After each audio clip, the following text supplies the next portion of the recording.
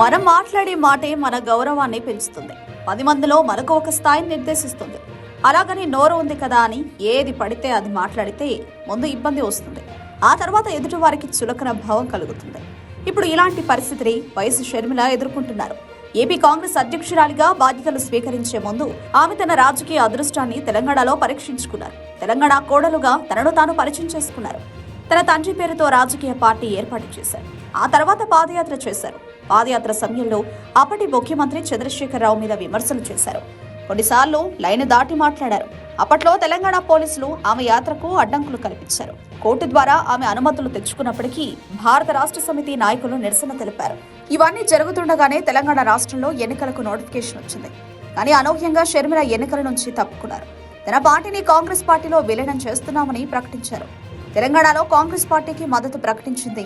అప్పటిదాకా తెలంగాణ కోడలుగా ఇక్కడ రాజకీయాలు చేసిన షర్మిల ఒక్కసారిగా ఏపీకి షిఫ్ట్ అయిపోయింది.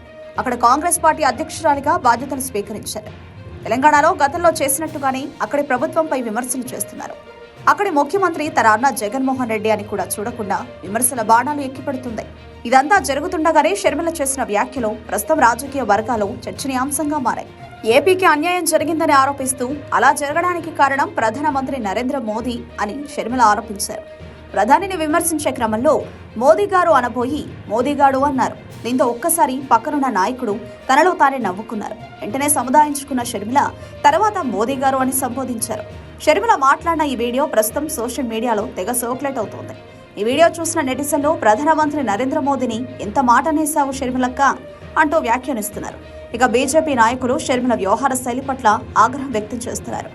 ప్రధానమంత్రిని ఎలా గౌరవించాలో కూడా తెలియని ఈమె కాంగ్రెస్ పార్టీ రాష్ట్ర అధ్యక్షురాలు ఎలా అయిందని ప్రశ్నిస్తున్నారు. ఆంధ్ర రాష్ట్రానికి ఏం చేశారో మోడీ గారు నవ్వు ఆపుకుంటున్నావు కదరా